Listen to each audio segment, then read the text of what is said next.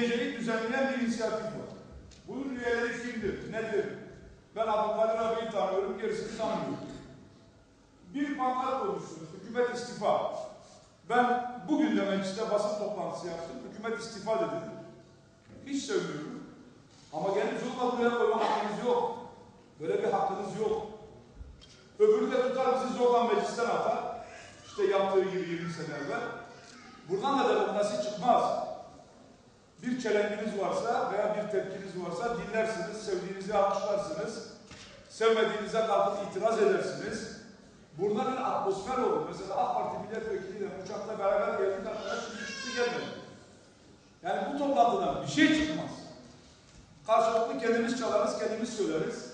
Tatmin oluruz, res çekeriz. Peki bütün gücünüz ufada bu kadar.